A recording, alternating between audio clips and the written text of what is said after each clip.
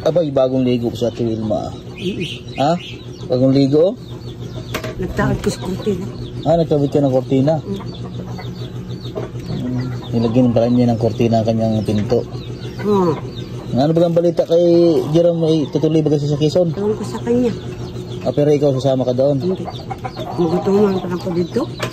Ayaw mo doon? Ayaw mo sumama? Ayaw ko sumama. Ha? Ayaw ko magpusipuyas. Gusto mo sa Burias? Sa susunod na taon? Pag ano, tayo doon, no? Hatid ko kayo doon. Ha? Ayaw mong punta doon, baka magutuman kayo uli. Mukha. At dati nagugutuman kayo dati. Di siya lang uuwi doon. Pabalik pa siya dito. Alam ko, hindi ko alam. Paano pag hindi na siya babalik dito? Muli ko nga tapos sa Burias. Mag-uwi ka na sa Burias. Patid ka na lang sa akin sa Burias. Di mag-unan tayo dito. Ay, paano yung utang niya dito? Kaunti naman lang daw ang utang ni Jerome. Ay, konti na lang. Ay, 15 na daw ang utang ni Jerome. 15,000 na lang. Di pag ano kung mabayaran niya hanggang matapos yung trabaho, makauwi siya, ipamasahe niya. Ayaw ko, hindi ko alam.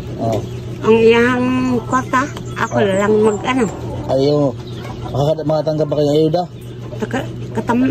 Makatanggap na ko, ani? Ang ayuda? Hindi marami kang pera papuntang Burias. So, yun po mga kabayan, sa mga nag-update po doon sa pag-uwi po nila. So, si Jerome daw, baka daw uwi. Sa Ate Wilma po daw ay hindi po sasama. So, baka daw sila po ay magugutuman naman doon. O at least, kahit pa dito, ay mabibigyan ko dito ng bigas. Kung ano yung mabibigay ko sa inyo, ang tulong para sa inyo. Hindi malaki-laki man si Buroy, kung may matrabaho na para sa iyo, pagtrabaho ka. Hindi susunod, kung siya ay hindi nababalik, ihatid ko kayo sa Burias, doon sa mga mama mo. Ano? Nandun pa yung mga kapatid mo na iba? Meron pa. Hatid ko kayo doon, na? Huwag ko dito, panganay ni mama. Panganay mama mo?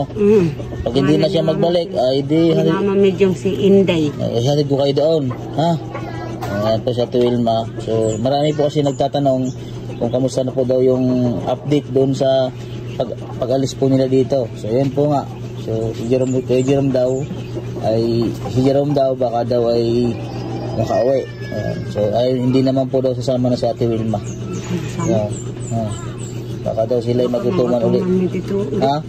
Baka magutuman ulit dito sa Quezon. Imbis na tumaba ka na, Tumaba ka na, mayat ka ulit doon, walang kain-kain.